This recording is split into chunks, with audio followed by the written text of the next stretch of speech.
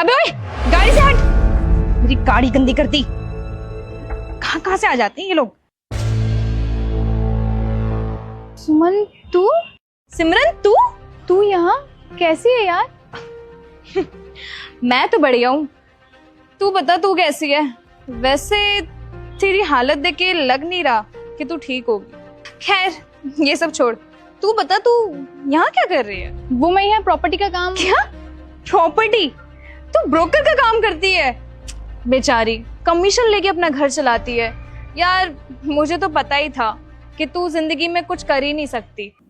वैसे तुम्हें पता है अक्षय, ये हमारे क्लास की टॉपर थी।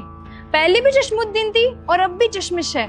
अरे इससे सारे लड़के ना दूर भागते थे, इसके करीब भी नहीं आते थे। और तुझे पता है ये अपने स्कूल टाइम में ना दिन भर किताबों में लगी पड़ी रहती थी। सारे टीचर्स बोलते थे कि कुछ ना कुछ बड़ा कर जाएगी, लेकिन आज क्या कर रही है? ब्रोकरी का काम। तुझे देख के ना मुझे बहुत सैड फील हो रहा है। बेचारी की क्या हालत हो गई है। सच में यार, अपने क्लास में कितनी ज्यादा मेहनत किया करती थी, दिन रात पढ़ती लिखती थी, नोट्स बनाती थी, लेकिन आज क्या उखाड़ लिया तूने? तेरी हालत देख के लगता है ना कि तेरे घर के खर्चे भी बड़ी मुश्किल से चलते होंगे। अरे हाँ, इससे याद आया, तू तो शायद यूपीसी की तैयारी कर रही थी ना? कोई एग्जाम क्रैक करने की बात कर रही थी और बड़ी बड़ी डिंगे हाँकती थी, कहती थी कि मैं आईएएस ऑफिसर बनूंगी। क्या हुआ तेरे एग्जाम का? फेल हो गई क्या? हाँ अच्छा, तभी तेरी ये हालत हुई है। बेचारी का ना एग्जाम क्रैक नहीं हो पाया। सुमन यार तू गलत समझ रही है। मैं कुछ गलत नहीं समझ रही। वैसे भी तेरी हालत देख के लग ही रहा है कि तेरी क्या कंडीशन हो गई है। खैर छोड़ो ये सब। तू कभी मेरी दोस्त रही है तो मैं तुझ पे एक एहसान कर देती हूँ। Meet my boyfriend Akshay. इसका ना बहुत बड़ा बिजनेस है। तू चाहे तो वहाँ पे जॉब भी कर सकती है। अच्छा ये बता, तुझे झाड़ू पोछा तो करना आता है ना? क्या मतलब?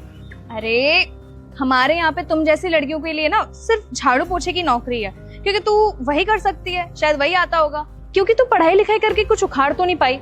कम से कम झाड़ू पोछा ही कर ले, इससे तेरा घर तो चल जाएगा, 4 पैसे तो कमा लेगी तू।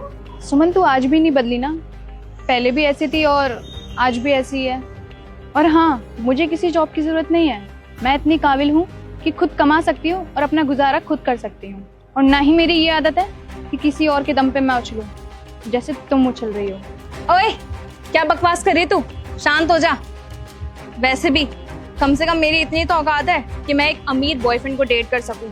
तेरी तो इतनी भी औकात नहीं होगी ना, कोई गरीब फटीचर भी नहीं मिला होगा तुझे तो। अरे तुझे बॉयफ्रेंड मिलेगा भी कैसे, क्योंकि तूने ये फटीचर सी साड़ी और ये 200 रुपए का चश्मा जो पहन रखा है।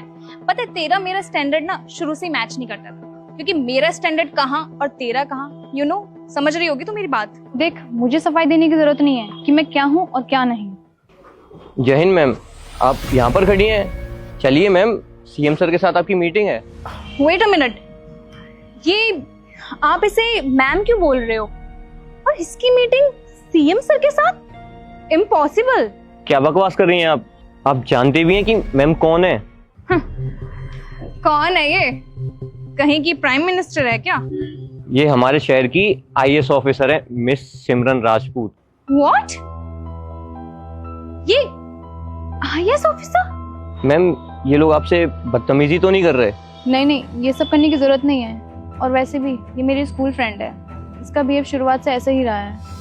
सिमरन तू आईएएस ऑफिसर है क्या? तूने मुझे फिर अब तक बताया क्यों नहीं? देखना खामखा मैंने तुझसे मजाक में बहुत कुछ बोल दिया। तू मेरा मजाक नहीं उड़ा रही थी, तू मेरी बेइज्जती कर रही थी। और तू बेइज्जती करने में इतनी मशरूफ हो गई कि तूने मुझे बोलने का मौका ही नहीं दिया। खैर छोड़ो, तू मेरी बातों को कभी समझ नहीं सकती और तुझे समझाने का कोई फायदा भी नहीं है। और हाँ, तुम ना मेरी स्कूल टाइम पे दोस्त थी और ना अब हो। और वैसे भी तुम जैसी घमंडी लड़की मेरी कभी दोस्त नहीं बन सकती। और हाँ, एक बात और कहना चाहूंगी, कभी किसी को जज नहीं करना चाहिए। कब किसी का टाइम बदल जाए कुछ पता नहीं है। अच्छा ठीक है, मैं चलती हूँ। तेरी वजह से मैं अपना कीमती वक्त जाया नहीं कर सकती।